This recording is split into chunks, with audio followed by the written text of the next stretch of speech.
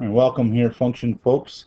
Lesson 1.8 on sum and difference of cubes, and we'll get to that shortly after the 3-minute review here. This is what we've been doing the last couple of days, factoring a polynomial expression. And one of the reasons we wanted to do this is in order to graph it. Now, we know several ways of factoring this. Common factor, factor by grouping, quadratic form, and it kind of looks like quadratic form, right? But it's not quite. Remember that quadratic form is if it was something like x to the exponent 4 minus 3 x to the exponent x, that, this is of quadratic form.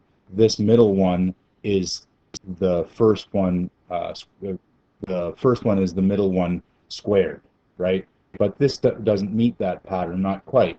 So this is a plain old factor theorem, right? And so factor theorem, if we call this f at x, we're looking for values of x that make that 0, because then we'll know they're factors. And before too long, you'd find that f at minus 1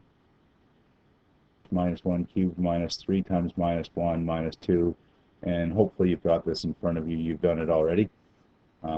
And that's 0, and then this tells us, therefore, x plus 1 is a factor. And then we'll use long division with a placeholder for the x squared term.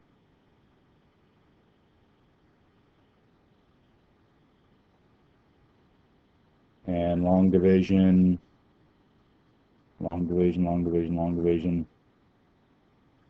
Bring down the next term. Watch your arithmetic. And you're going to make some mistakes with arithmetic once in a while. What's nice about when we use the factor theorem, remember, is it has to work out to 0. So if you get a remainder here, you goofed up either over here or in your long division, and you can check that. Well, therefore, I could say, now I went from here, now I'm going back to this step. Y is equal to, equal to x plus 1 times x squared minus x minus 2, and then that factors grade 10 style, doesn't it? That is numbers that multiply to get -2 and add to get +2. Or multiply to get -2 and add to get -1. +1 and -2, right, like that. And then notice that this goes together and makes one of our double roots, and so I can graph that hopefully fairly quickly. So it's a cubic that leading coefficient is positive. We could have saw that up here. So it starts low, ends high. X-intercepts are -1, which is a double root or a bounce root, and then also +2. So now off to the sketch. And this should be old hat. Maybe you're fast forwarding this, I don't know. -1 and 2 starts low and ends high. We have a bounce at -1, so bounce at -1, and then a slash at +2. 1 point for scale. And what's nice about this form, when x is 0, I can see y is going to be -2, and that matches up with the graph I drew. -2, there's the graph. Dandy. That's review. And I know this is more than a 3-minute review, but that's okay. It'll lead us straight into what we're doing. Factoring. Factoring, this is grade 10 review, and hopefully you recognize this as a special case. Normally, when we're factoring trinomial expressions, we've got numbers that multiply to get the end thing and add to get the middle thing. The middle thing here is 0, so we're after numbers that multiply to get 25 and add to get 0. And even if you didn't recognize the difference of square patterns, that those two numbers would have to be -5 and 5. Multiply to get -25 and add to get 0, -5 and +5, and there you've got it. And in fact, we use this pattern, this difference of square patterns, to be able to factor more difficult things.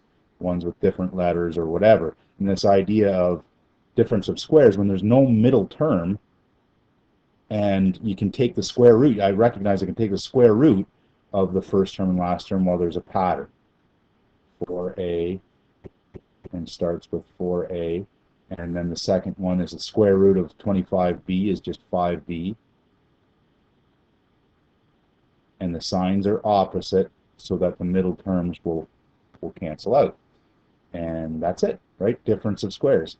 This one isn't a difference of squares, right? It's not x squared minus 9, right? That would have been the grade 10 version. This is actually a difference of cubes. Something cubed minus something cubed. And is there a pattern?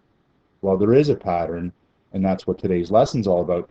But what are we going to have to do? We're going to have to use the factor theorem, right? If I call this f at x,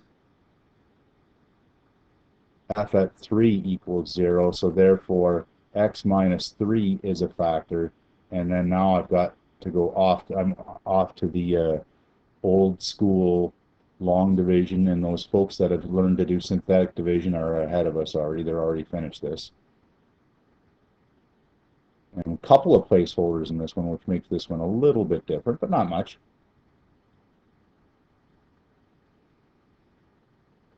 Watch your signs when you subtract. 0x squared subtract 3. 0 subtract negative 3 is positive 3. And then off we go. Multiply and subtract again. And it's got to work out, right? And it does. Dandy.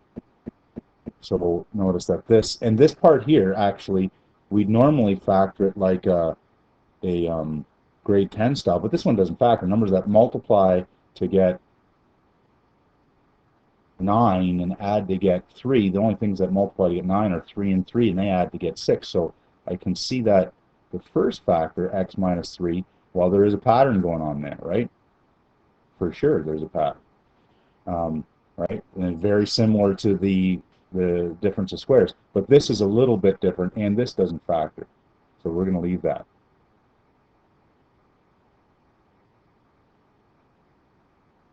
Can you see the patterns developing? Is there a pattern? And there is.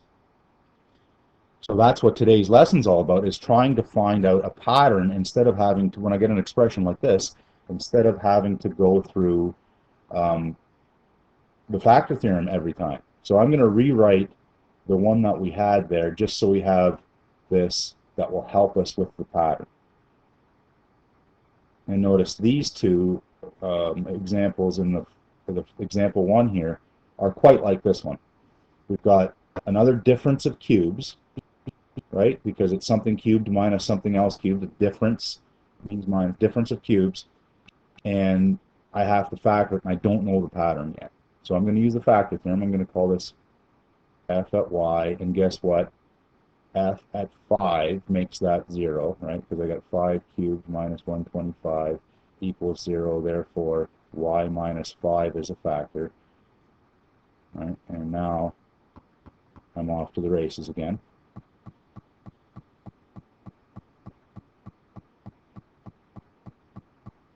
Couple of placeholders, not scaring us anymore.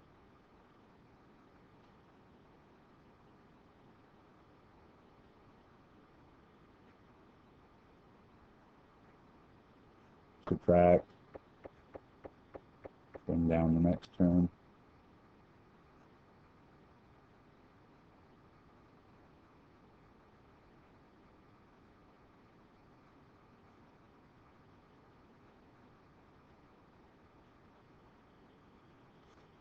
That comes down, plus 25.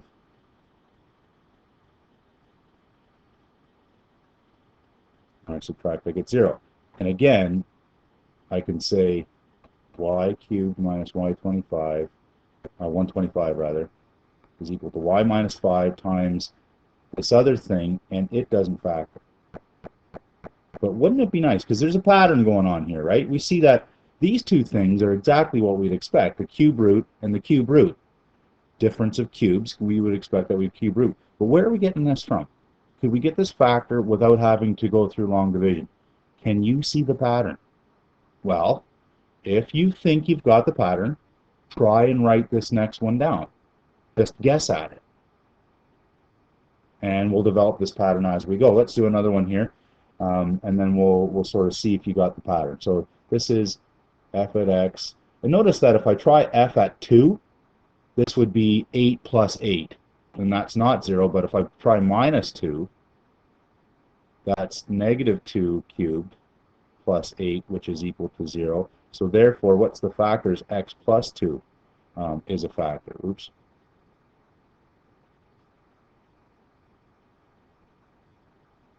What's the other factor? Well, this is where your guess comes in. Did you write down a guess?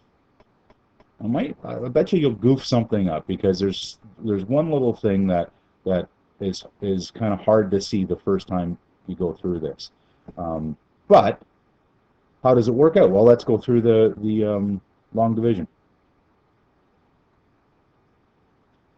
Subtract, get negative 2x, bring down this. I think this is the part that you get wrong here. Is this right here has got to be a minus 2 when before they were positive, right? You might have had this being positive 2. So that's the little thing that trips up people with the pattern. But we'll see that it also makes sense, because when I go through here, everything's going to work out awesome. This one's a positive 8, 4.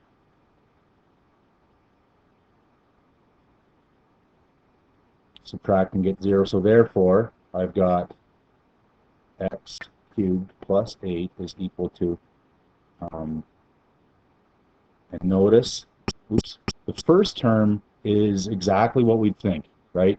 The first term is just the cube root of the two things. And that's happened every time. The first factor is just the cube root of these things. Cube root, cube root, cube root. Now, did you get the pattern right? Do you see the pattern on this one?